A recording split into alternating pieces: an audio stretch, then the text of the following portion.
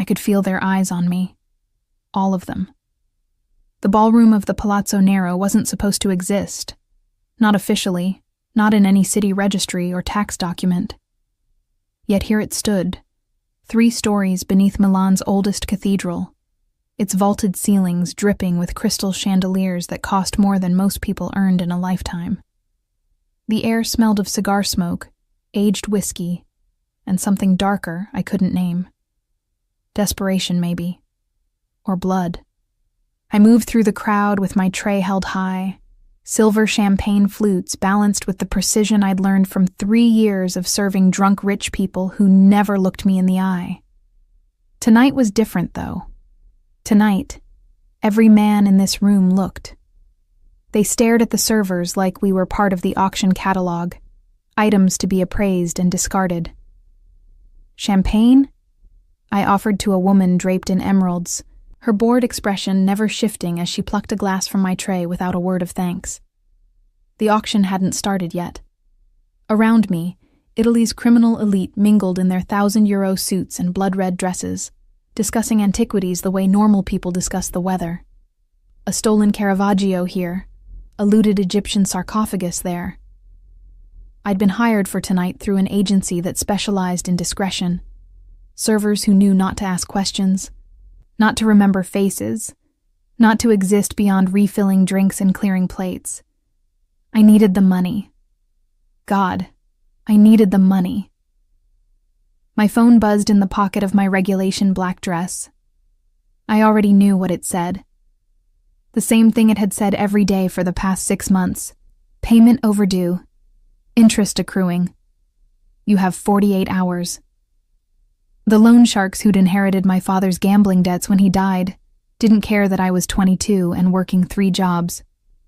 They didn't care that I'd been 17 when he put my name on the papers, too young to understand what I was signing. All they cared about was their money and the increasingly explicit threats about what they'd do to collect if I didn't pay. Another round for table 7, Marco, the head server, hissed as he passed.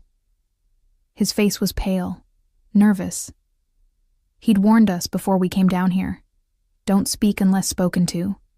Don't look anyone directly in the eye. Don't make mistakes. The people in this room didn't tolerate mistakes. I wove through the crowd toward table 7, tucked in the far corner beneath a tapestry depicting some medieval battle.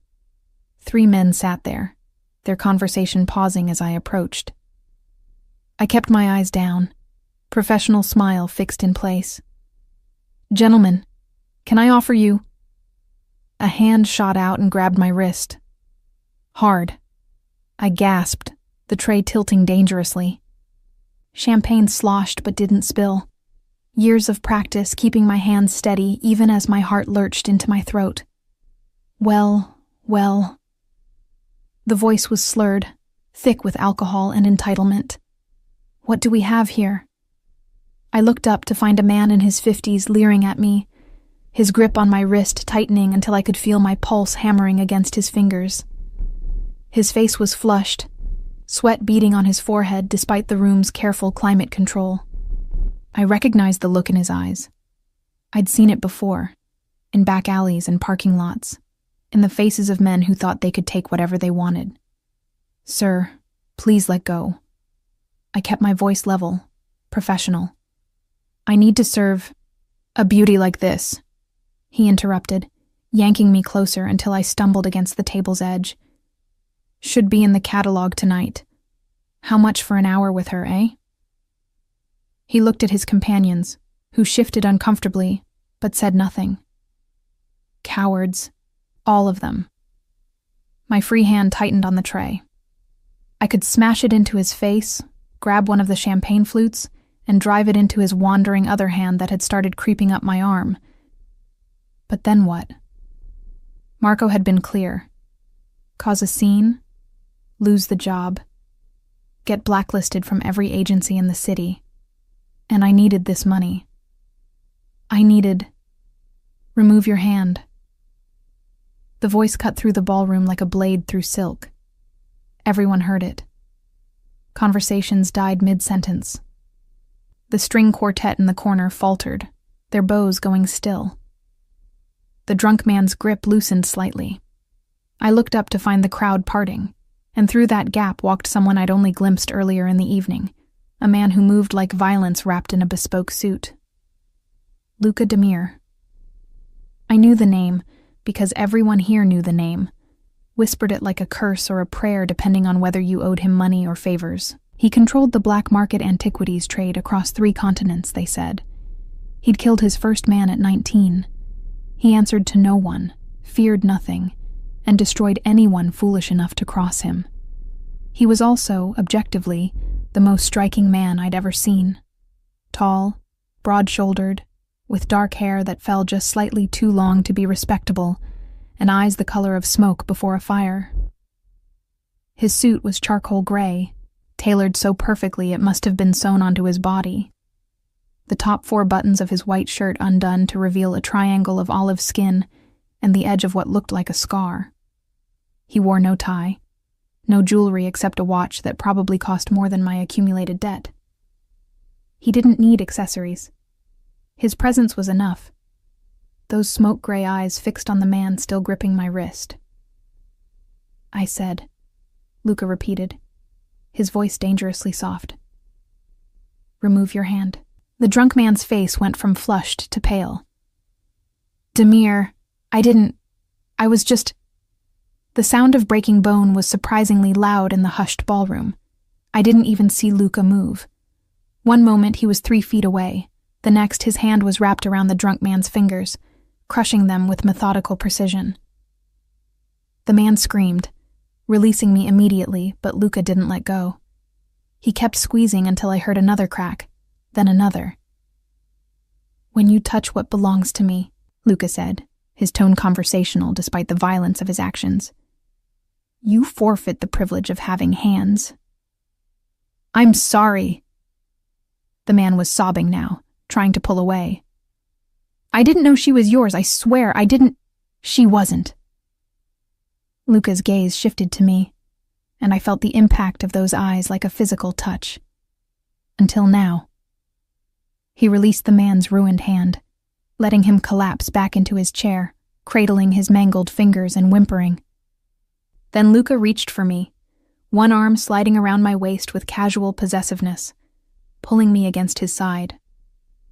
I could feel the heat of him through the thin fabric of my dress, the solid muscle beneath his suit jacket, the barely controlled violence thrumming through his frame. This beauty, he announced to the room, his voice carrying to every corner of the ballroom, is mine. And then he kissed me, not gently, not asking permission. His mouth claimed mine with brutal certainty, one hand tangling in my hair and tilting my head back at an angle that made stars burst behind my closed eyelids. The kiss was possessive, demanding, a public claiming that left no room for doubt or negotiation. His tongue swept against mine, and I tasted whiskey and something darker, more dangerous. I should have fought, should have pulled away, slapped him, screamed. But my body betrayed me, melting against his solid warmth even as my mind screamed warnings. The tray slipped from my nerveless fingers. Somewhere, someone caught it. I heard the clink of crystal being saved. But I couldn't focus on anything except the man consuming me with this kiss. When he finally pulled back, I was breathing hard, my lips swollen and my legs unsteady. The ballroom was absolutely silent. 100 criminals watched us, their expressions ranging from shock to fear to something that looked almost like pity. Luca's hand remained possessive on my waist. The auction will begin in 10 minutes, he said to the room at large, as if he hadn't just broken a man's hand and kissed a stranger in front of everyone.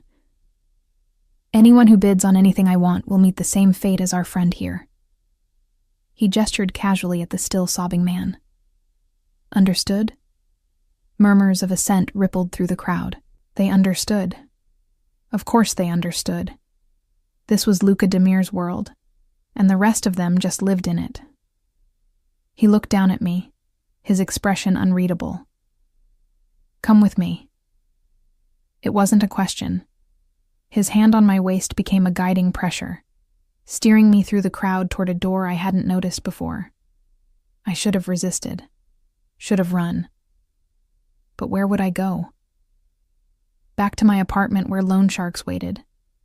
Back to my 3 jobs that barely kept me fed. Back to a life that was already choking me. Besides, I could still feel the imprint of his lips on mine, the way my body had responded despite every logical reason not to. That terrified me more than anything else.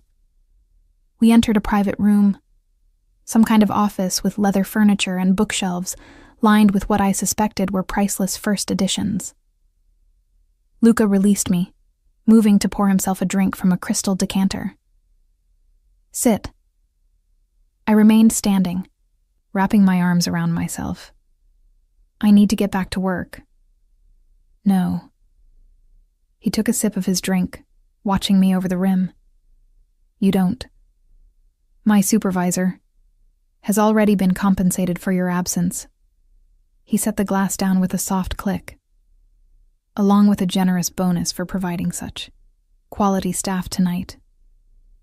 The way he said quality made heat creep up my neck.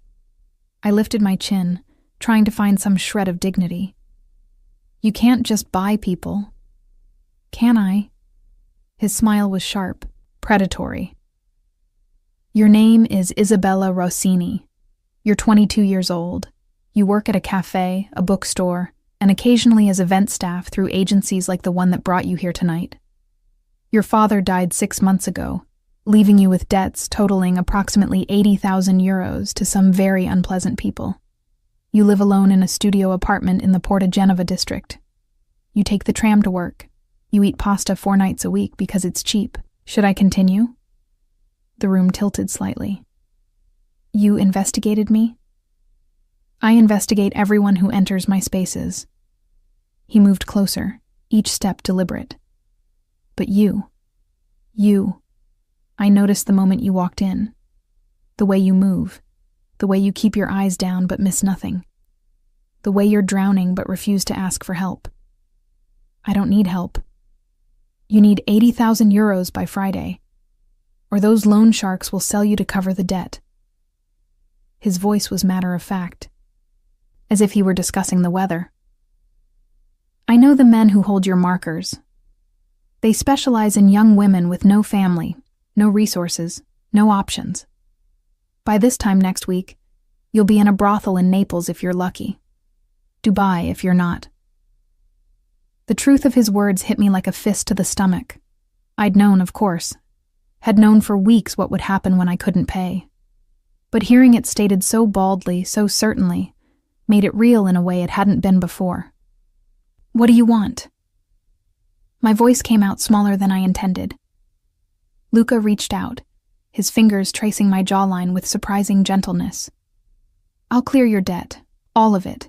In exchange, you belong to me for 5 years. I jerked back. Belong to you?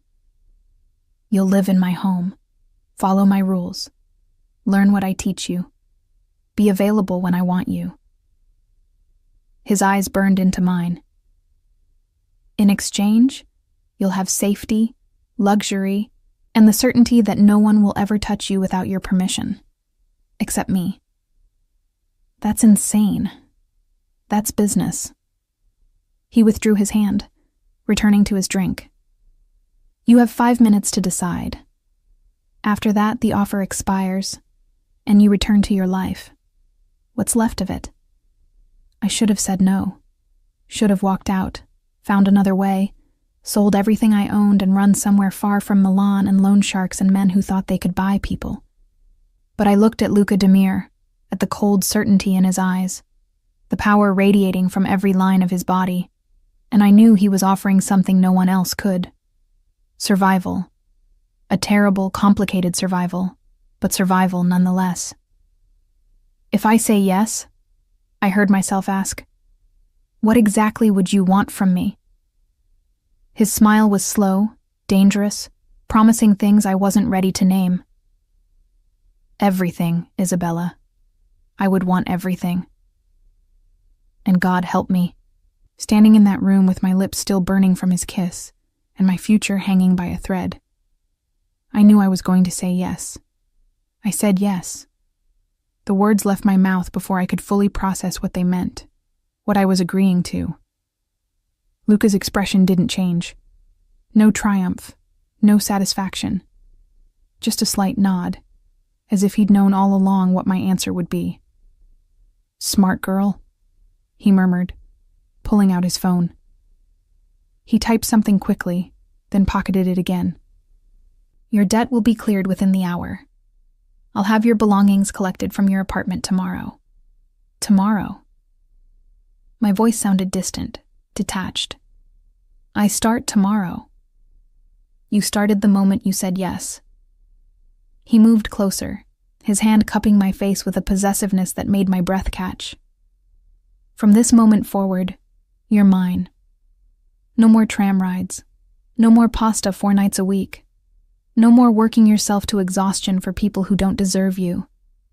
You don't even know me." "I know enough." His thumb traced my lower lip, and I hated how my body responded to that simple touch. "I know you're stronger than you think. I know you're desperate enough to make dangerous choices.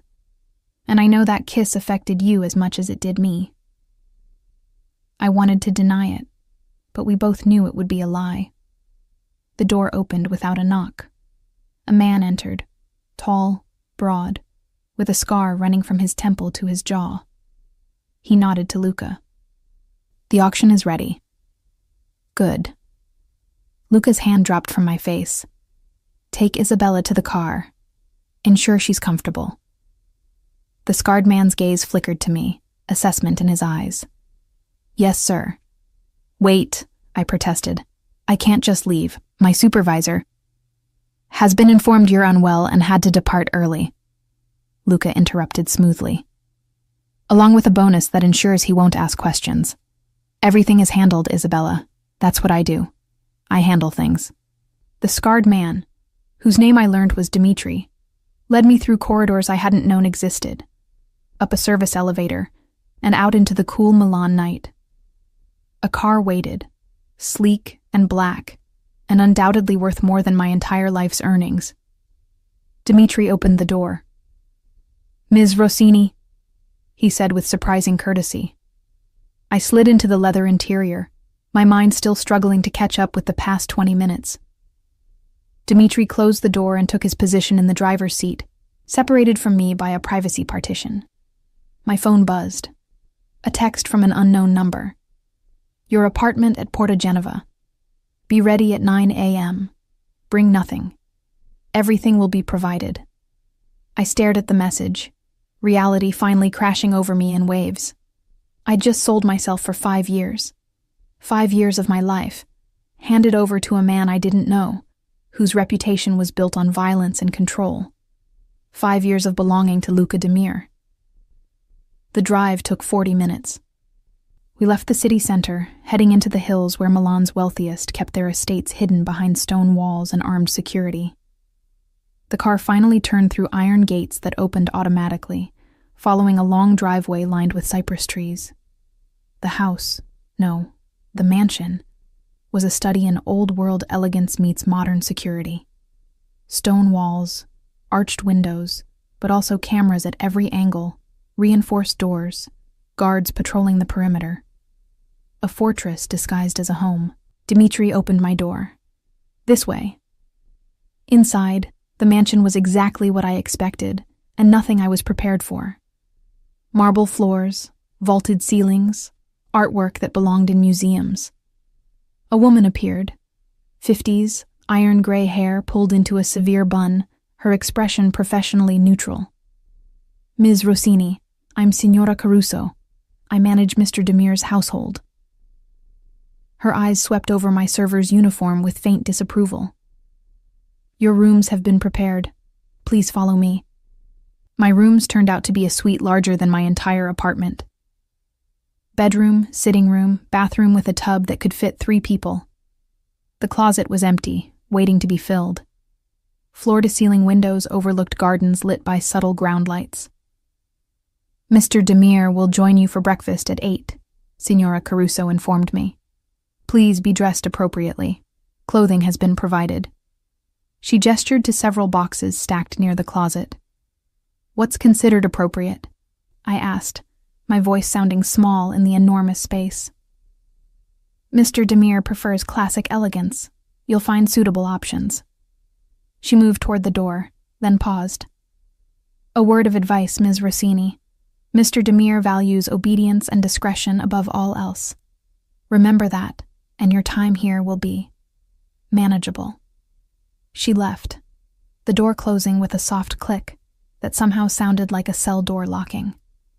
I stood in the center of the room, surrounded by luxury I'd only seen in magazines, and felt the weight of my decision settle onto my shoulders like chains made of silk and gold. A gilded cage was still a cage. My phone buzzed again. Another message from the unknown number. Sleep well, Isabella. Tomorrow your education begins. I didn't sleep well. I barely slept at all. Instead, I explored my new prison, opening boxes to find clothing in exactly my size, designer labels I recognized from fashion magazines, fabrics that whispered against my skin like water, dresses, slacks, blouses, all in a sophisticated palette of blacks, grays, and deep jewel tones. Shoes lined up in the closet, ranging from practical flats to vertiginous heels. Lingerie in silk and lace, far more expensive and revealing than anything I'd owned. The bathroom was stocked with products I couldn't pronounce, French and Italian labels that cost more per bottle than my monthly grocery budget. The towels were so soft they felt like clouds. I took a bath at 3 a.m, sinking into water that smelled of lavender and something else. Rosemary, maybe. The tub had jets. There was a television embedded in the wall. This bathroom was nicer than any home I'd ever lived in, and I hated how much I didn't hate it. At 7:30, I forced myself out of bed and into the shower, then stood in front of the closet trying to decide what appropriately dressed meant. I settled on black slacks and a cream silk blouse, leaving my hair down because I had no idea what else to do with it. Minimal makeup. I'd never been good at that anyway. At precisely 8 o'clock, there was a knock at my door. Ms. Rossini, Mr. Demir is waiting. I followed a young man in a crisp suit through the mansion's corridors, trying to memorize the route and failing. We descended a curved staircase, passed through rooms filled with antiques and art, and finally entered a sunlit dining room overlooking the gardens. Luca sat at the head of a table that could seat 20, reading a newspaper and drinking espresso. He looked up as I entered, and those smoke-gray eyes swept over me with an intensity that made me want to check if my blouse was buttoned correctly. Good morning, Isabella. He gestured to the chair on his right. Sit. I sat, hyper-aware of how close that put me to him. The table was laden with breakfast, fresh bread, pastries, fruit, cheeses, cold cuts. Enough food to feed 10 people. Coffee or tea? He asked, his tone conversational as if this were completely normal. Coffee, please. He poured it himself, adding cream and sugar without asking how I took it. When he slid the cup across to me, it was exactly right. The same way I'd made my coffee every morning for years. You've been very thorough, I said quietly. I'm always thorough. He set the newspaper aside, giving me his full attention. Now, let's discuss the rules. My hand tightened on the coffee cup. Rules? You agreed to belong to me for 5 years. That comes with expectations. He leaned back in his chair, completely at ease. First, you don't leave the estate without permission. Second, you don't contact anyone from your previous life without approval. Third, you follow instructions without question or argument. Fourth, what happens in this house stays in this house. You discuss nothing with outsiders. Each rule felt like another bar on my cage.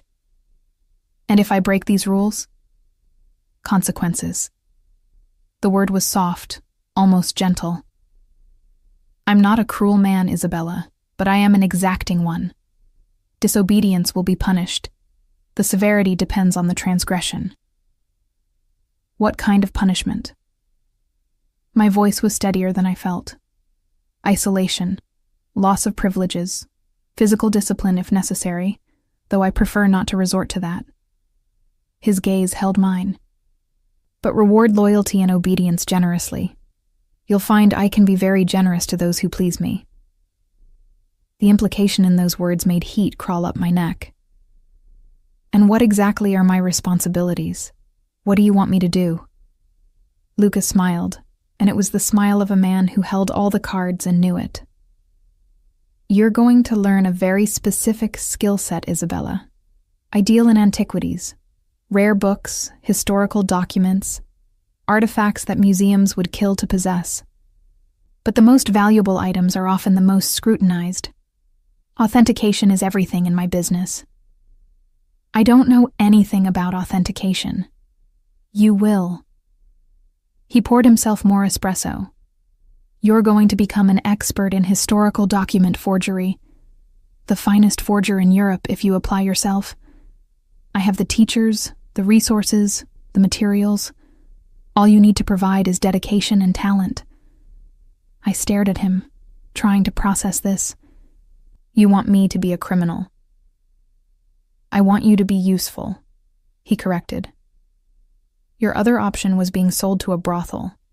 This seems preferable, don't you think? The brutal honesty stung because it was true. And at night, I forced myself to ask. You said I'd be available when you wanted me. What does that mean? His eyes darkened, and he reached out to trail his fingers along my wrist. A deliberate echo of how the drunk man had grabbed me last night. But Luca's touch was different. Controlled. Possessive without being violent. It means, he said softly, that when I want you in my bed, you'll come. When I want to touch you, you'll let me. When I want to claim every inch of you, you'll submit. His thumb pressed against my pulse point. But I'm not a rapist, Isabella. I won't force you. I'll seduce you until you beg me to take you. My breath caught. That's not going to happen. We'll see. He released my wrist and stood. Eat. Your first lesson begins in an hour. Dmitri will show you to the workshop. He left, and I sat alone at the enormous table, surrounded by food I was too anxious to eat, in a mansion I couldn't leave, bound to a man I barely knew for 5 years. I had escaped the loan sharks. I had escaped being sold to a brothel. But I was beginning to understand that I'd simply traded one kind of captivity for another. The workshop was in the East Wing, a large room filled with tables covered in documents, magnifying glasses, chemical solutions, and tools I couldn't name. An elderly man waited there. Wire-rimmed glasses, ink-stained fingers, patient eyes. Ms. Rossini, I'm Professor Alessi. Mr. Demir has asked me to teach you the art of historical document replication. He gestured to a chair. Shall we begin? And so my education started. Professor Alessi was a patient teacher, walking me through the basics of paper analysis, ink composition, aging techniques. The work was meticulous, demanding absolute attention to detail. Hours passed without me noticing, lost in learning how to identify paper types by touch, how to mix inks that would pass ultraviolet analysis, how to replicate handwriting from centuries past. I was good at it. Surprisingly good. You have steady hands, Professor Alessi observed, as I practiced a 16th century Italian script. And an eye for detail. These are gifts, Ms. Rossini. Rare gifts. By the time Dmitri appeared to escort me back to my rooms, my fingers were cramped and my eyes burned. But I felt something I hadn't felt in months. Purpose. Dinner was delivered to my room, more food than I could eat, beautifully prepared. I ate alone, grateful for the solitude to process everything. At 9 o'clock, there was a knock at my door. I opened it to find Luca standing there. Changed from his morning suit into dark slacks and a white shirt with the sleeves rolled up. The top buttons were undone, revealing that triangle of skin I'd noticed last night. Walk with me, he said. It wasn't a question, but I asked anyway. Where? The gardens. I thought you might like some air. He was right. I'd been inside all day, and the thought of open space was suddenly appealing. I followed him through the mansion and out onto a terrace that overlooked formal gardens lit by moonlight and subtle landscape lighting. We walked in silence for several minutes. The only sounds are footsteps on gravel paths and the distant splash of a fountain. How was your first lesson? Luca asked eventually. Interesting. Professor Alessi is a good teacher. He's the best, and he says you're a natural. Luca glanced at me. That pleases me. I'm glad I can be useful, I said, unable to keep the edge from my voice. He stopped walking, turning to face me. You're angry. I'm adjusting. To captivity. His tone was almost amused. You'll grow accustomed to it. The cage is comfortable after all. A cage is still a cage, no matter how gilded. True. He reached out, his fingers tangling in my hair with that same casual possessiveness. But consider the alternative. This time last night, you were serving drinks to men who saw you as meat. Now you're learning a craft, sleeping in silk sheets, eating food prepared by a Michelin-trained chef. Is this really so terrible? I wanted to say yes. Wanted to rail against the loss of freedom, the rules, the way he touched me like he owned me. But the truth was more complicated. I don't know yet, I admitted. His smile was approving. Honest, I like that. His hand tightened in my hair, tilting my head back. I'm going to kiss you again, Isabella. Why are you telling me? Because I want you to know it's coming. I want you to have time to anticipate it, to feel your body respond, even though your mind says you shouldn't want this. He leaned closer, his breath warm against my lips. I want you to understand that I see every reaction, every tremor, every betrayal of desire your body can't hide. And then he kissed me, slower than last night but no less consuming. His mouth moved against mine with deliberate skill, coaxing a response I tried desperately not to give. But my body betrayed me again, melting into him, my hands somehow finding their way to his chest, where I could feel his heartbeat steady and strong beneath my palms. When he pulled back, we were both breathing harder. 5 years, Isabella, he murmured against my lips. By the time your contract ends, you'll be mine in every way that matters. And the beautiful thing? You'll want to be.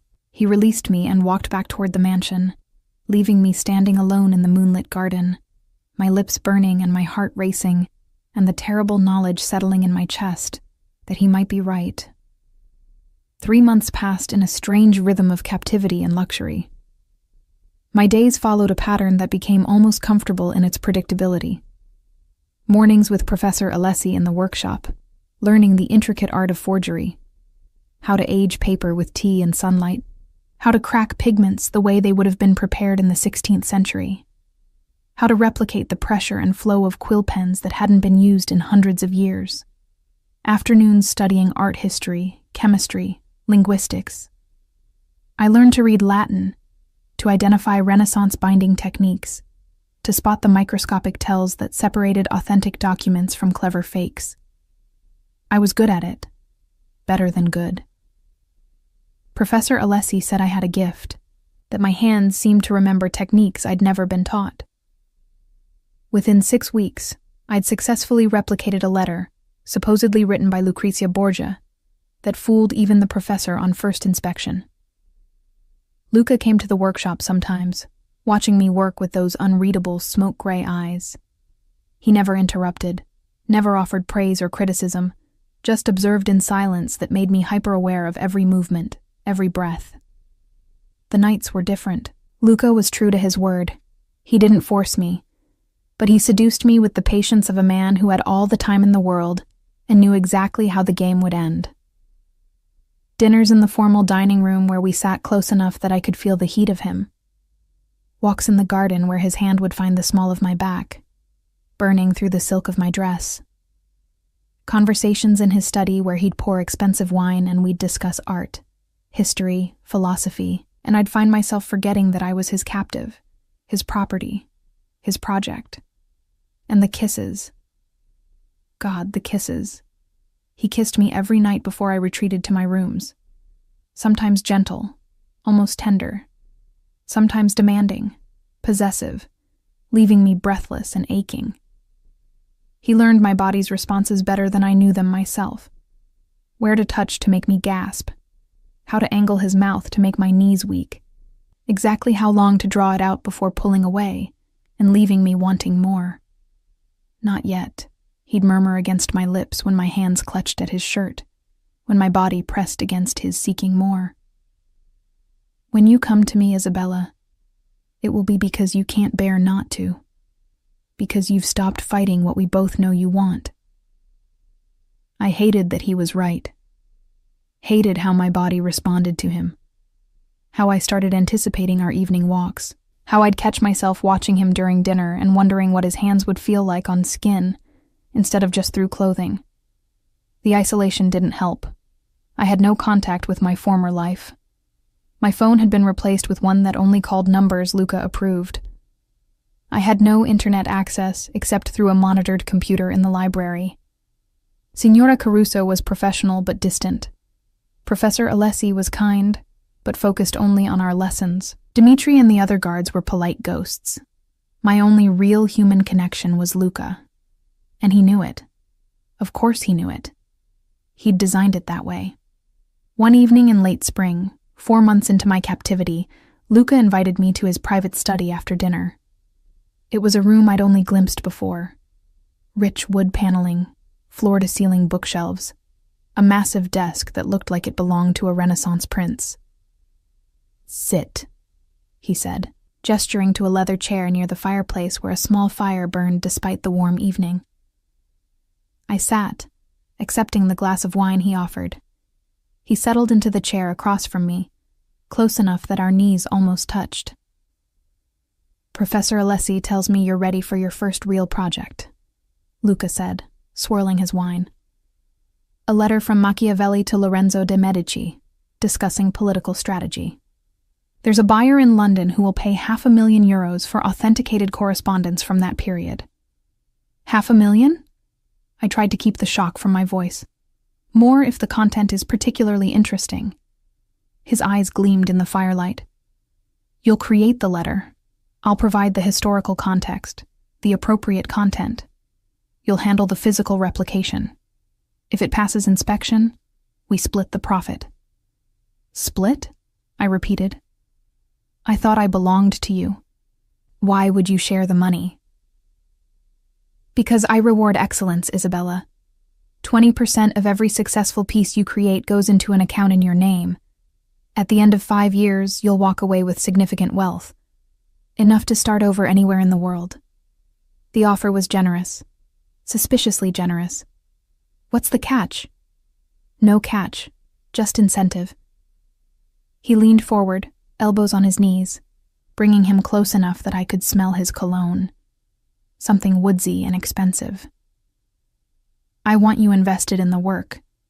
I want you to care about the quality, the authenticity. Fear makes people sloppy. Motivation makes them brilliant." "And if I fail?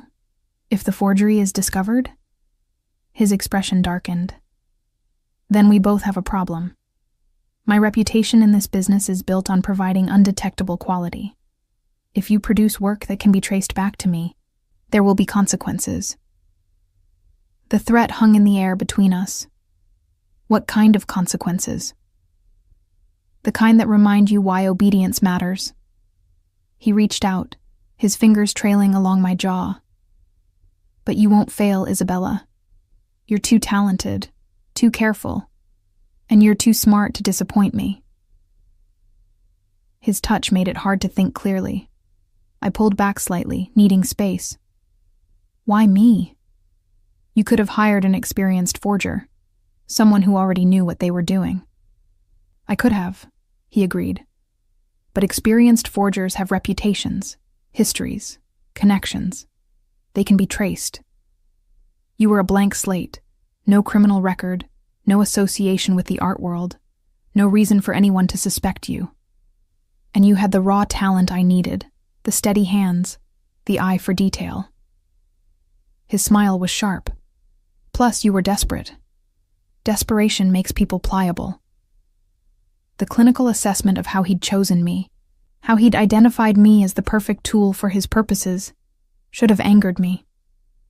Instead, I felt a strange sort of clarity. At least he was honest about what I was to him. When do I start? Tomorrow. Professor Alessi will provide the materials. I'll give you the historical briefing tonight. He stood, moving to his desk and retrieving a leather folder. The letter should reference specific events from 1513, use appropriate language and rhetorical style, and contain political advice that would be valuable, but not so inflammatory that it would have been widely circulated or preserved. He handed me the folder. Inside were pages of notes, historical references, samples of Machiavelli's actual handwriting from authenticated letters. Study this tonight. Questions can wait until morning. He moved behind my chair, his hands coming to rest on my shoulders. You're going to be brilliant at this, Isabella. I can feel it. His touch made my skin burn even through the silk of my blouse. I wanted to lean into it and pull away in equal measure. Why do you do this? I asked, my voice barely above a whisper. The touching, the kissing, the seduction. If you wanted to force me, you could. You have the power. Why do you wait? His hands tightened slightly on my shoulders.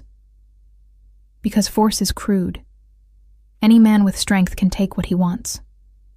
But seduction, true seduction, is an art.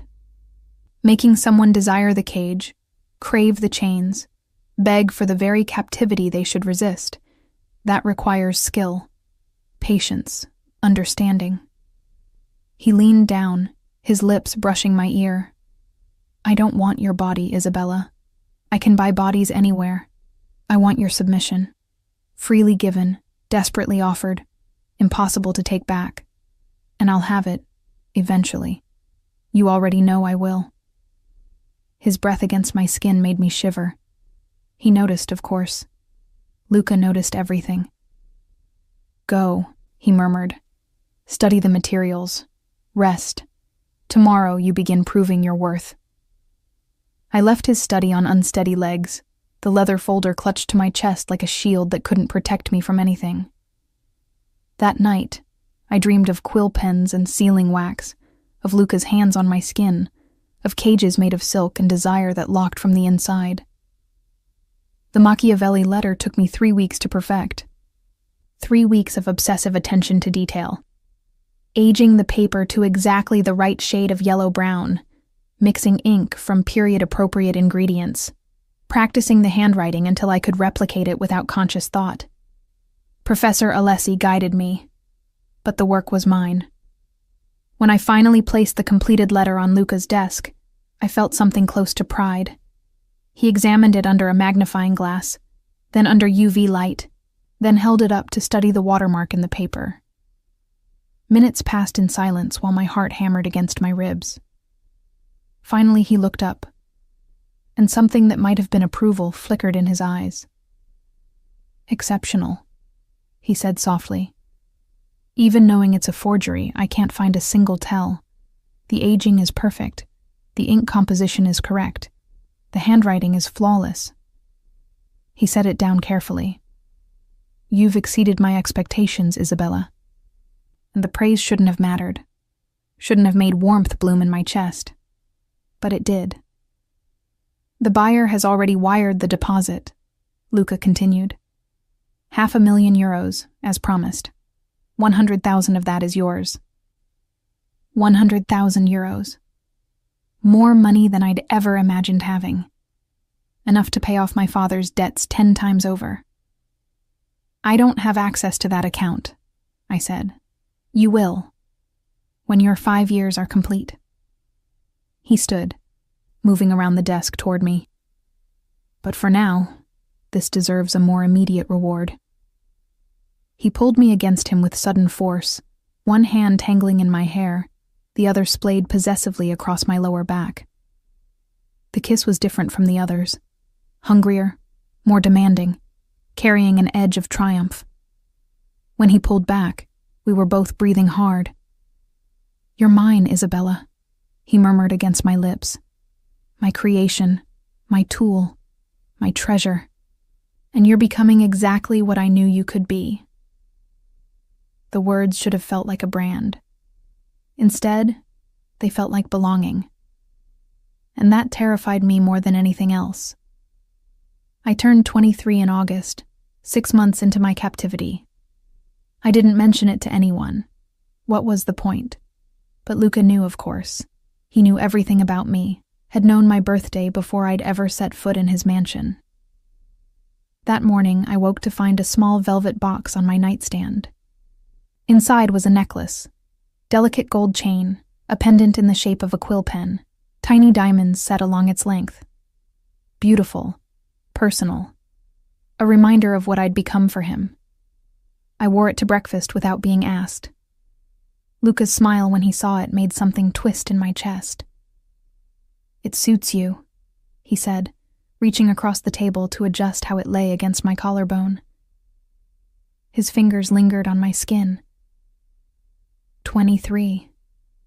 Still so young, yet already so accomplished. "Thank you," I murmured, because what else could I say? The past 2 months had been productive. 3 more successful forgeries, a letter from Leonardo da Vinci discussing mechanical engineering, a page from a lost Dante manuscript, a papal decree from the 14th century. Each one had sold for astronomical sums.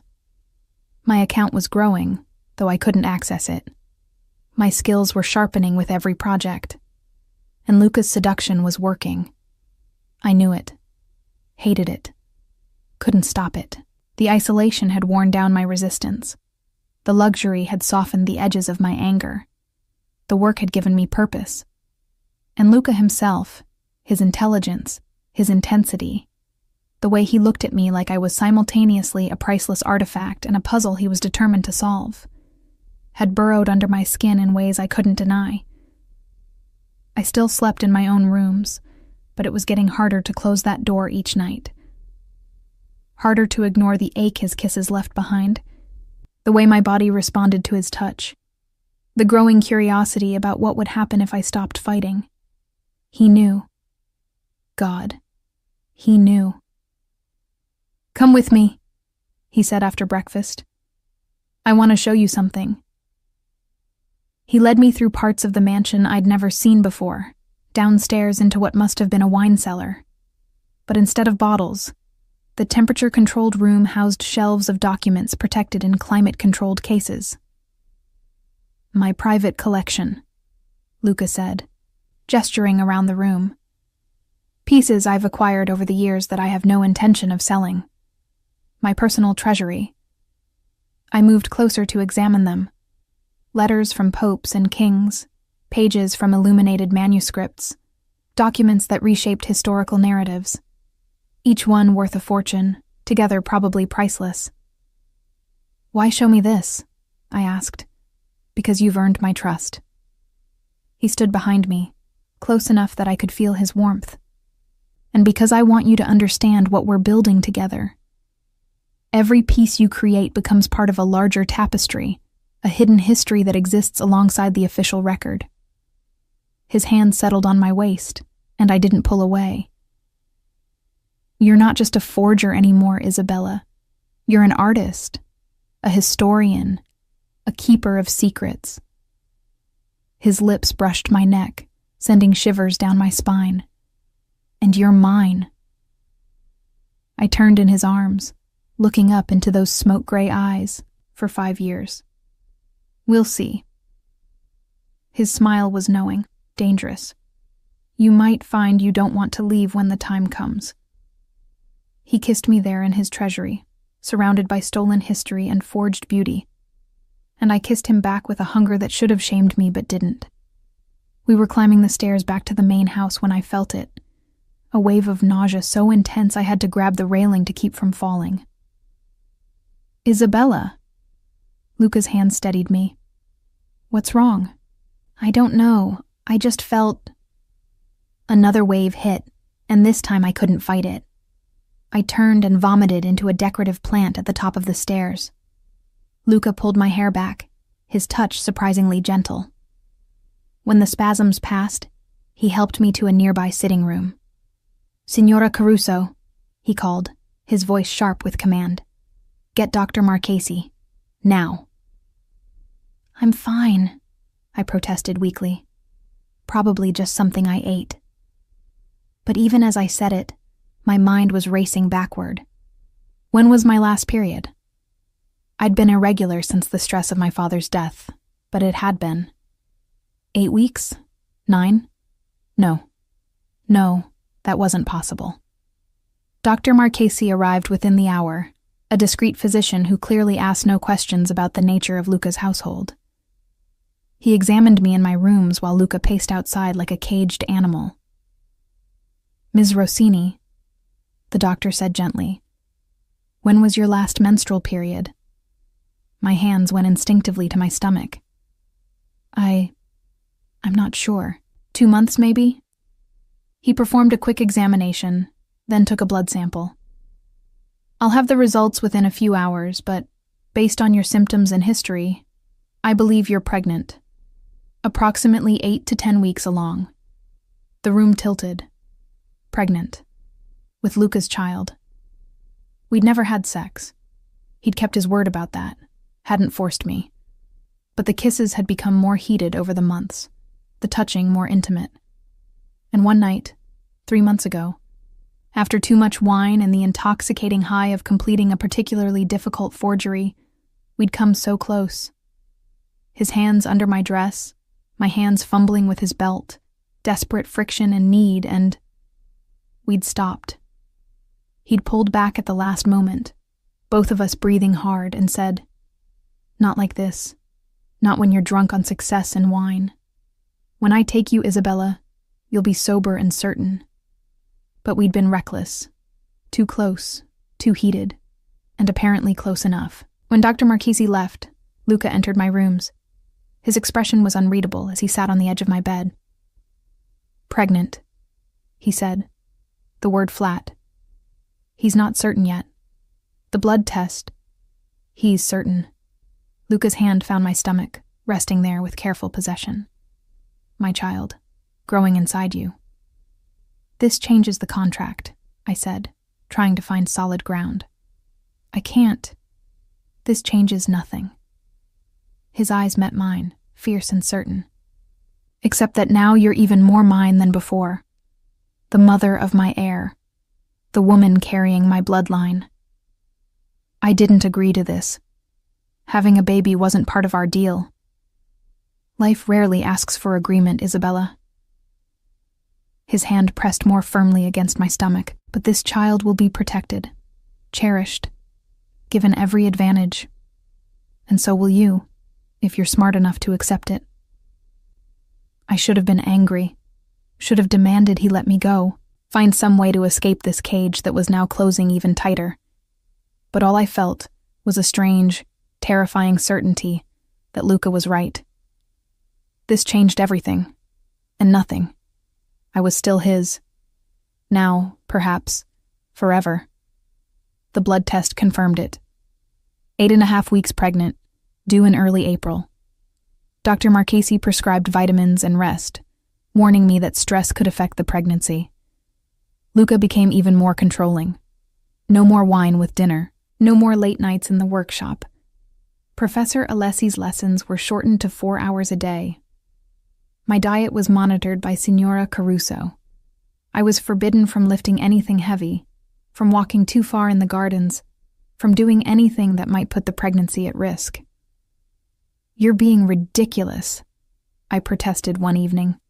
"I'm pregnant, not dying." "You're carrying my child," Luca countered, his voice brooking no argument. "Every precaution will be taken." The possessiveness should have felt suffocating. Instead, It felt like being wrapped in armor. Restrictive, yes, but also protective. 3 weeks after the diagnosis, I woke in the middle of the night with an idea burning in my mind. A way out. A chance at freedom before the baby made escape impossible. Dmitri had left his tablet in the library that afternoon. I'd seen him set it down, distracted by a phone call. If I could access it, I could send a message to someone. Anyone. Father Thomas at the church near my old apartment. He'd help me, find me somewhere to go. It was a desperate plan, probably futile. But it was a chance. I waited until the house was silent, then slipped from my rooms. The library was dark, shadows pooling in corners. The tablet sat where Dmitri had left it, its screen glowing faintly. I'd just unlocked it when the lights blazed on. Luca stood in the doorway, fully dressed despite the late hour. Behind him, Dmitri looked apologetic and grim. Isabella. Luca's voice was dangerously soft. What are you doing? My mouth went dry. I couldn't sleep. I came to find a book. Lying to me is not wise. He moved closer, each step measured. Dmitri left that tablet there on my instruction. A test. I wondered if you were truly settled here, or if you were still looking for escape. He'd set a trap, and I'd walked right into it. You can't keep me here forever, I said, lifting my chin despite the fear clawing at my throat. I'm not your property. Yes, you are. He was close now, towering over me. By contract, by circumstance, and now by biology. His hand found my stomach again, that possessive touch that made me feel claimed in ways I couldn't fight. You're carrying my child, Isabella. Did you really think I'd let you run? I can't do this. I can't be locked away, controlled, treated like a possession. You're not a possession. His voice dropped, became almost gentle. You're far more valuable than that. You're mine, Isabella. Mine to protect, to cherish, to keep safe from a world that would destroy you. You're destroying me, I whispered. Something flashed in his eyes. Pain, maybe, or recognition. No, I'm remaking you, and you're fighting it because you're afraid of what you'll become, who you'll become. He was right. God help me. He was right. I was changing, molding into something new under his hands. And the most terrifying part was that some piece of me wanted it. What happens now? I asked. Punishment for trying to escape? Isolation, he said simply. 1 week in your rooms. Meals delivered, but no visitors. No lessons, no walks, no human contact except necessary medical care. His hand cupped my face. I need you to understand that defiance has consequences, Isabella. Even when you're carrying my child. 1 week alone. It didn't sound terrible until I remembered how much the isolation had worn me down already. How Luca had become my only real connection to another human being. Please, I heard myself say. Don't leave me alone. His smile was sad. You should have thought of that before you betrayed my trust. He left, taking Dmitri with him. The door to my suite locked from the outside, and for 7 days, I saw no one. The isolation nearly broke me. 7 days alone with nothing but my thoughts, my growing belly, and the suffocating realization of how completely I'd become dependent on Luca. Meals appeared through a slot in the door, perfectly prepared, nutritionally balanced, utterly joyless. Dr. Marchesi came once to check on the baby, his examination conducted in professional silence before he left without meeting my eyes. No one spoke to me. No one looked at me. I was a ghost in my gilded cage. By day 3, I was talking to myself just to hear a human voice. By day 5, I was crying at random intervals, overwhelmed by hormones and loneliness and the crushing weight of my circumstances. By day 7, when the lock finally clicked and the door opened, I was ready to promise Luca anything just to not be alone anymore. He stood in the doorway, perfectly composed in dark slacks and a white shirt, studying me with those unreadable smoke-gray eyes. "Have you learned your lesson?" he asked quietly. I nodded, not trusting my voice. He entered, closing the door behind him. "Tell me what you've learned, Isabella." "That I can't escape." The words tasted like ash. "That I'm trapped here." "No." He moved closer, his hand cupping my face with surprising gentleness. "You've learned that you don't want to be alone, that you need me as much as I need you, that we're bound together now, whether you like it or not." Tears spilled down my cheeks. I hated that he was right, hated how relief flooded through me at his touch, at his presence. "I hate you," I whispered. "I know." He wiped my tears with his thumb. "But you also need me, and soon you'll stop fighting what we both know is inevitable." He pulled me against his chest, and I let myself take comfort in the solid warmth of him, in the steady beat of his heart beneath my ear.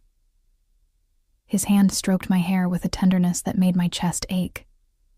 "No more escape attempts," he murmured against my hair. "No more defiance. You're mine, Isabella. The sooner you accept that, the easier this will be." I should have pulled away, should have maintained some shred of resistance.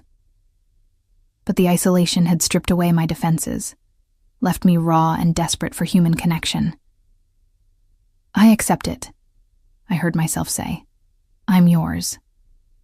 His arms tightened around me. Good girl. The weeks that followed were different. I was different. Something had shifted during those 7 days alone. The fight had gone out of me, replaced by a strange sort of surrender. I stopped thinking about escape, stopped looking for opportunities to run. Instead, I focused on the work, on the baby growing inside me, on the strange domestic rhythm of my life with Luca. At 24 weeks pregnant, I could feel the baby moving regularly now, little flutters and kicks that Luca insisted on feeling whenever they happened. He'd place his hand on my growing belly, wonder softening his usually hard features, and murmur to our child in Italian. "What are you saying?" I asked one evening as we sat in his study, my feet propped on an ottoman while he worked at his desk. He looked up, a slight smile playing at his lips. "I'm telling her that she's going to be loved, protected, that she'll want for nothing." "Her?" I placed my hand over my stomach. "You think it's a girl?"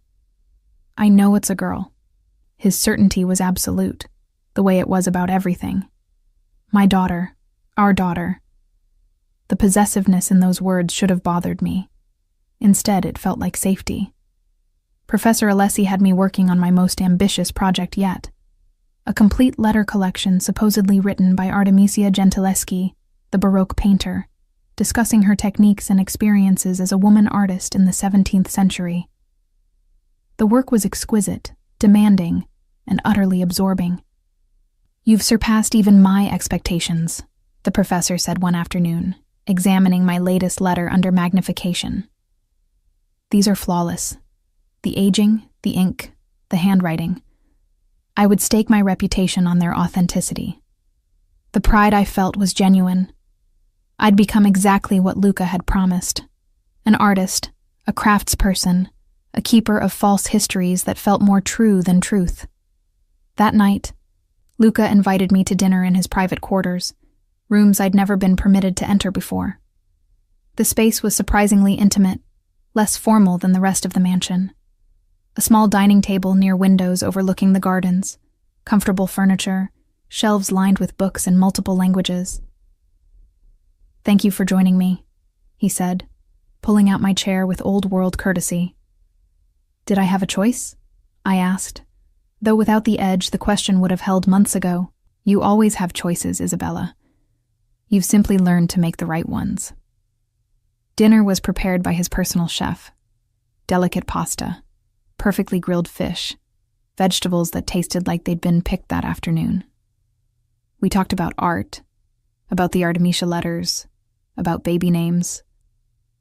The conversation flowed easily, naturally, like we were actually a couple instead of captor and captive. After dinner, Luca poured himself wine and brought me sparkling water with lemon. We sat on the couch near the fireplace, close enough that our legs touched.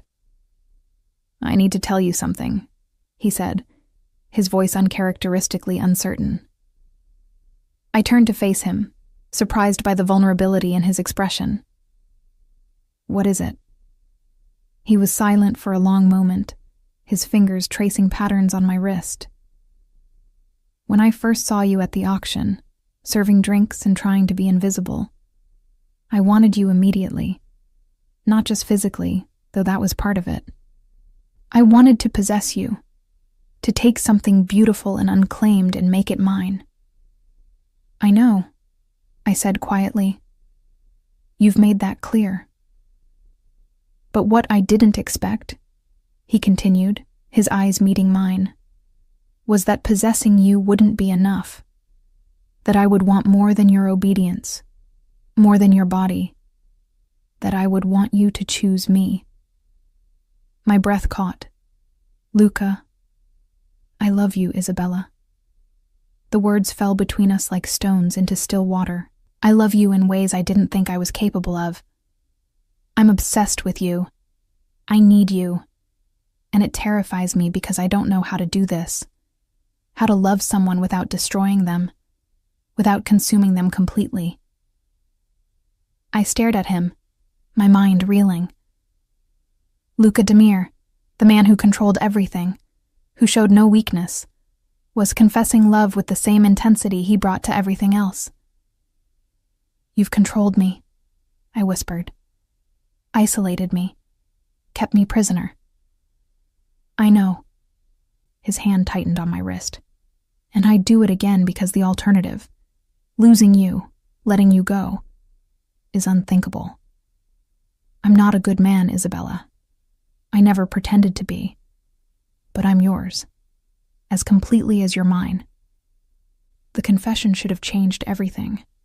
Instead, it crystallized what I'd been trying to deny for months. I loved him too. Not the healthy, wholesome love of romance novels, but something darker, more complicated. Love twisted with need, resentment tangled with desire. I loved the man who'd imprisoned me, who'd molded me into something new, who'd given me purpose and protection, and a strange sort of freedom within my captivity. "I don't know if what I feel is love," I admitted, my voice shaking. "Or Stockholm Syndrome. Or just survival instinct. Does it matter?" He pulled me closer, his hand cradling my face. "We're bound together now. By contract, by the baby, by everything we've become to each other. Call it what you want. But it's real." He kissed me then, and this time I didn't hold back. I kissed him with all the pent-up need and confusion, and desperate hunger that had been building for months. His hands found my body, careful of my growing belly but no less possessive. "Come to bed with me," he murmured against my lips. No more separate rooms. No more distance between us. "Luca, I'm not asking for sex. Not until you're ready. Until you're certain." His forehead rested against mine. "I just want you in my bed. I want to fall asleep with you in my arms and wake up with you beside me. Let me have that, Isabella. Please." The please undid me. Luca never said please, never asked when he could command. The vulnerability in that single word made my decision. "Okay," I whispered. "Yes." His bedroom was dominated by a massive bed draped in dark gray linens. Floor-to-ceiling windows overlooked the gardens, currently shrouded in darkness. He gave me one of his shirts to sleep in, soft cotton that smelled like him, and watched as I changed in his bathroom. When I emerged, he was already in bed, the covers pulled back in invitation. I slid in beside him, and immediately his arms came around me, pulling me against his chest. My back to his front, his hand splayed protectively over my belly where our daughter grew. "Thank you," he murmured into my hair. We lay in silence for a while, the only sound our breathing gradually synchronizing. "Luca," I said softly, "why did you really choose me? Out of everyone you could have found." His hand tightened on my stomach. "Because I saw myself in you. That night at the auction, serving drinks to criminals and trying to be invisible, you reminded me of who I was before I became this." He paused. "My father was a forger, one of the best. He taught me everything before he was murdered by a competitor when I was 19. I took over his operation, expanded it, became more ruthless than he ever was. But I lost the art in the process, the craft, the love of creation. I turned in his arms to face him. And you thought I could give that back to you. I thought you could become what I used to be, an artist who happened to work in deception rather than truth." His fingers traced my face. "But you became something more. You became necessary. I'm pregnant with your child. Of course I'm necessary. You were necessary before that." His eyes held mine. "You're the only person who's ever seen both sides of me, the criminal and the artist, the monster and the man. And you haven't run. Even when you tried to escape, you came back. You always come back. Because I have no choice. You have every choice." His voice was fierce. "You could have fought harder, could have found a way. But some part of you wants this, wants me. Admit it, Isabella." I looked at him. Really looked at him. At the man who'd claimed me with a kiss, who'd imprisoned me in luxury, who'd taught me to create beautiful lies and loved me in ways that terrified us both. "I want this," I whispered. "God help me. I want you. I don't know if it's real, or if you've just broken me until I can't tell the difference anymore. But yes, I want this." His kiss was gentle this time, reverent. And when we finally fell asleep wrapped around each other, I felt something I hadn't felt in months. Peace. I woke to chaos, shouting, breaking glass, the sharp crack of gunfire. Luca was already out of bed, pulling on pants, grabbing a gun from a drawer I hadn't known existed. "Stay here," he ordered, his voice deadly calm despite the violence erupting somewhere in the house. "Lock the door. Don't open it for anyone but me." "What's happening?" "Rivals." He checked the gun's chamber. "They've come for leverage. You. Stay hidden." He was gone before I could respond, the door clicking shut behind him. I locked it with shaking hands, then retreated to the bathroom. The most interior room, no windows. I could hear more gunfire, closer now.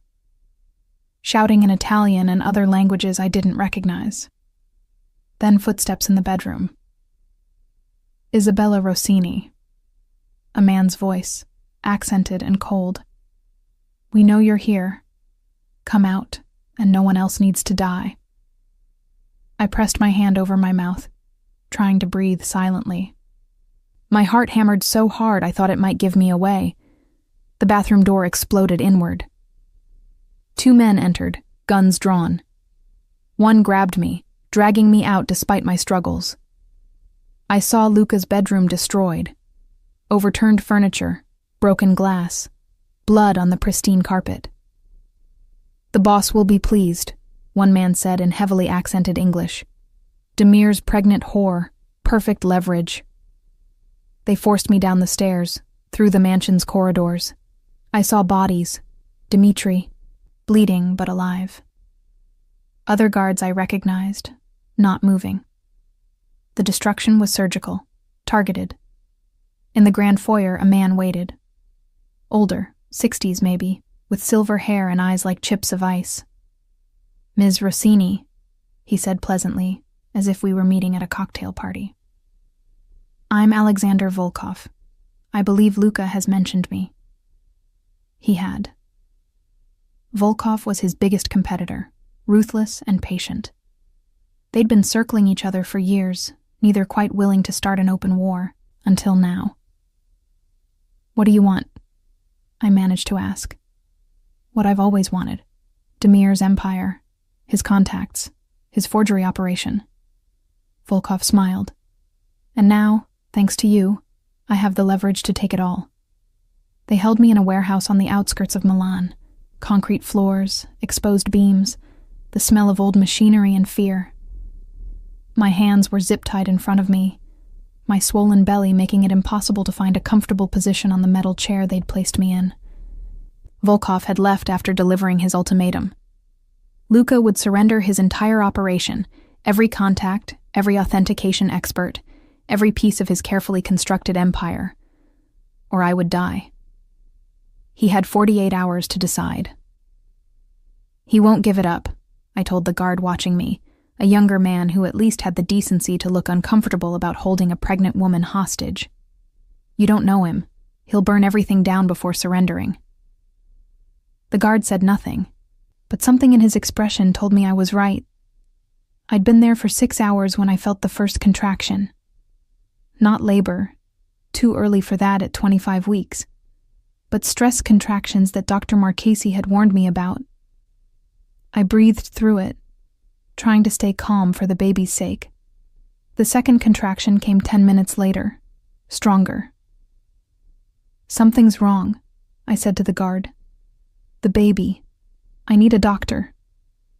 He looked uncertain, reaching for his radio. Before he could speak into it, the lights went out. What followed was chaos painted in darkness and muzzle flashes. Gunfire erupted from multiple directions. I threw myself to the floor as best I could with my bound hands and pregnant belly covering my head. Shouting in Russian, then Italian, then screams. The emergency lights flickered on, casting everything in hellish red. Through the haze of gunpowder smoke, I saw Luka. He moved through Volkov's men like death incarnate. No hesitation, no mercy. He killed with brutal efficiency. Headshots, center mass, throats cut with a knife I hadn't seen him draw. His white shirt was splattered with blood that wasn't his. His face was a mask of cold fury I'd never seen before. This was who he really was. Not the sophisticated art dealer or the patient seducer. This was the monster underneath, unleashed. He reached me in seconds, cutting my zip ties with the same knife that had just taken 3 lives. Can you walk? Contractions, I gasped. The baby. His expression shifted, fear breaking through the cold fury. He scooped me into his arms with surprising gentleness given the violence he'd just committed. Dmitri, clear the exit, now. I saw Dmitri then, also covered in blood, his face grim as he and 3 other men created a path through the chaos. More gunfire, more bodies falling. Luka carried me through it all, his arms steady despite everything. Outside, a fleet of black SUVs waited. Luka placed me in the back of one, barking orders in rapid Italian. Dr. Marchesi appeared from another vehicle, his medical bag already open. How many contractions? He asked, his hands moving over my belly with professional efficiency. 3, maybe 4. I winced as another one hit. We need to get her to a hospital, Dr. Marchesi said to Luka. The stress could trigger premature labor. No hospitals. Luka's voice was absolute. Too exposed. Volkov has people everywhere. Then I'll need proper facilities. Your home is compromised. Luka pulled out his phone, made a call. We go to the secondary location. It's equipped for medical emergencies. The secondary location turned out to be another mansion, smaller than Luka's primary residence but no less secure. Dr. Marchesi set up a makeshift examination room while Luka hovered, still covered in blood, his usual control fraying at the edges. You need to calm down, I told him as another contraction hit. Your stress is making this worse. I almost lost you." His voice was raw. "I almost lost both of you." Dr. Marchesi administered medication to stop the contractions, hooking me up to monitors that beeped reassuringly. "The baby's heart rate is strong," he said, "but Ms. Rossini needs complete bed rest for at least 2 weeks. No stress, no excitement." Luca laughed, a bitter sound. "We're in the middle of a war. Volkov won't stop because she's on bed rest." "Then end the war." I reached for his hand, sticky with drying blood. "Please, for her, for us." His eyes met mine, and I saw the calculation there, the weighing of options, of costs and consequences. "I'll end it," he said quietly. "Tonight." What Luca did that night, I learned later in pieces. Dmitri told me some of it. News reports filled in the rest. The official story blamed a gas leak at a warehouse owned by a Russian import company. The truth was that Luca had burned half of Volkov's operations in Milan. Warehouses, safe houses, legitimate fronts. He'd systematically destroyed every piece of the old Russians' empire in the city, leaving no room for retaliation. And Volkov himself had disappeared. No body was ever found, but everyone in their world knew what had happened. You didn't cross Luca Demir and survive, not when you'd threatened what was his. The violence brought attention Luca couldn't deflect. Interpol opened an investigation. Italian authorities, even those on his payroll, were forced to act. Within 2 weeks of the warehouse rescue, Luca was arrested on charges ranging from money laundering to conspiracy to commit murder.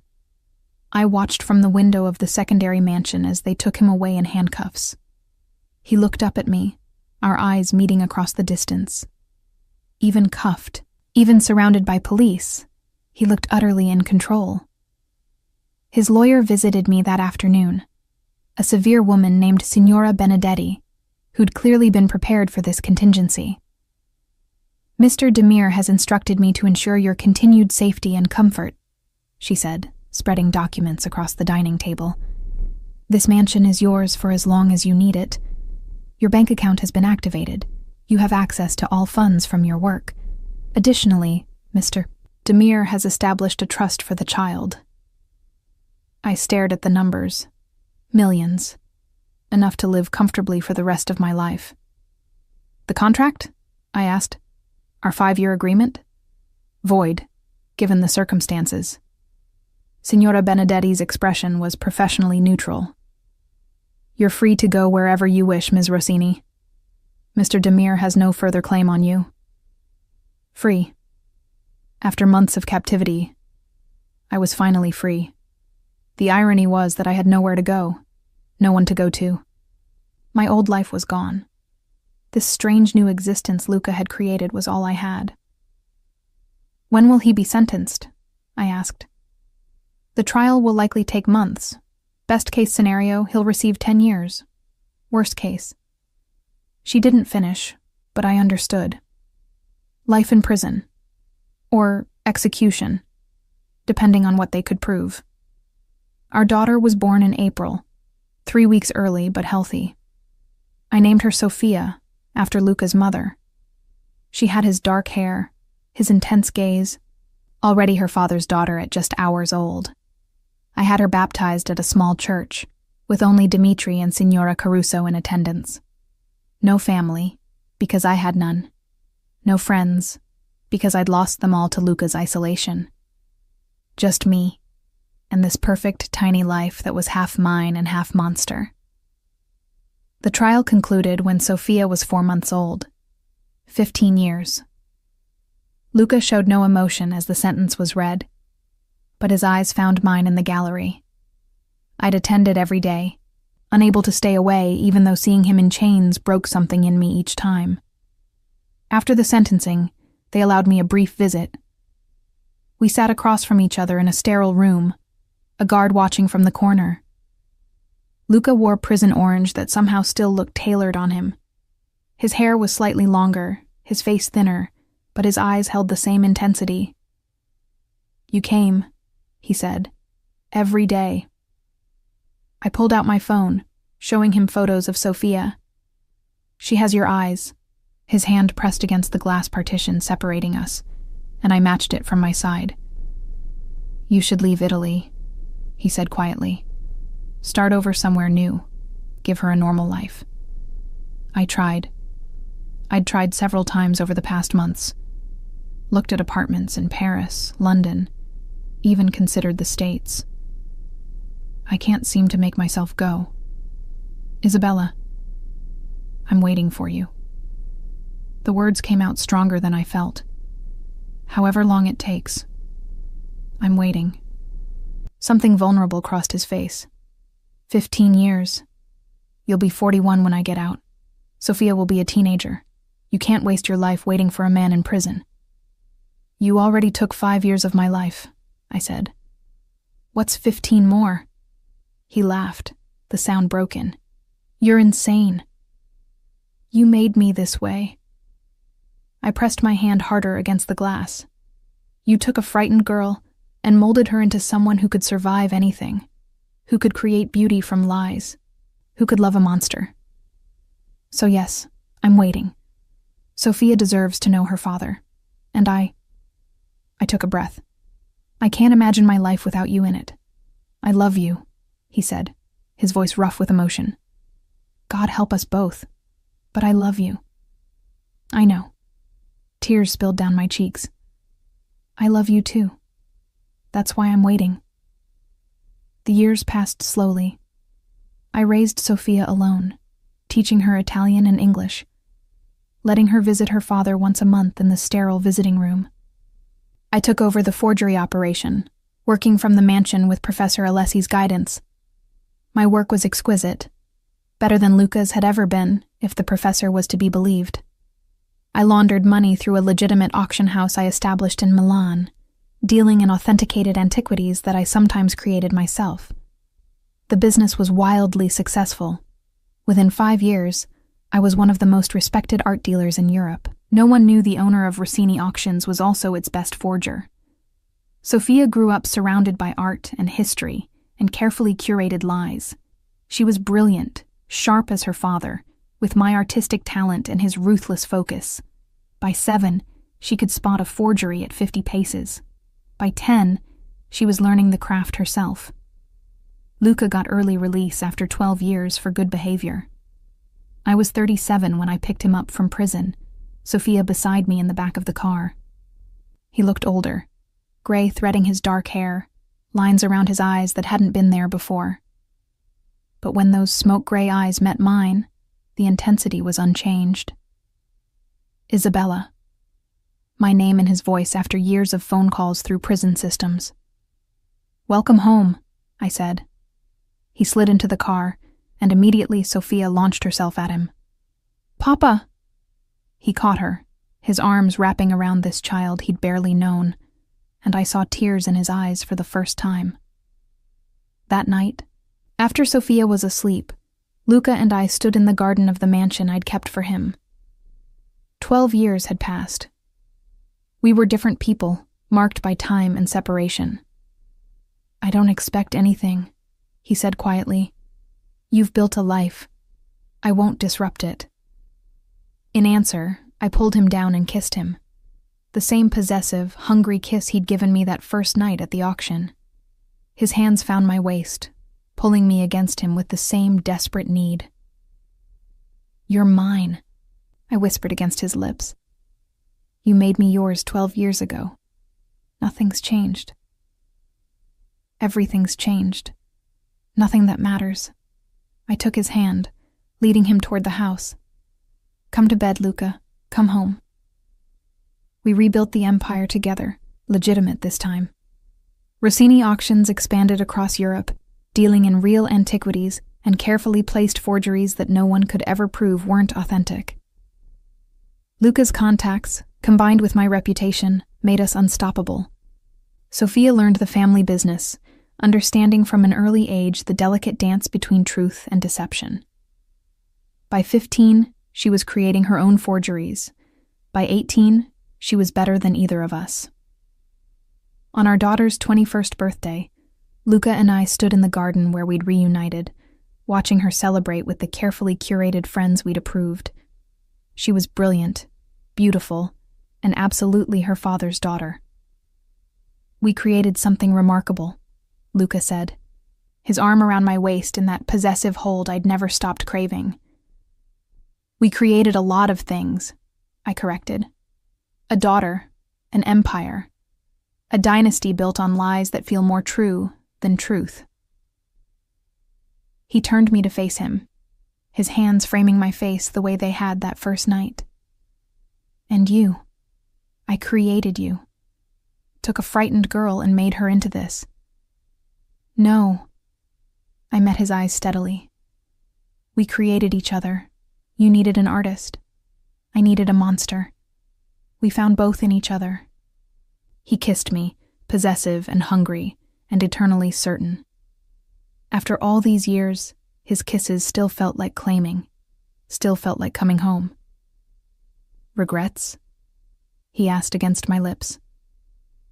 I thought about that night at the auction, the desperate girl I'd been, the woman I'd become, forger, mother, queen of an empire built on beautiful lies. I thought about the violence and the captivity, the isolation and the surrender, about loving a man who'd imprisoned me, who'd molded me, who'd loved me in ways that destroyed and created in equal measure. "None," I whispered. "Not a single one." Because the truth was, I didn't want to be saved, didn't want to be free of the chains Luca had wrapped around both of us. Our love was born from violence and obsession and darkness, and I wouldn't have it any other way.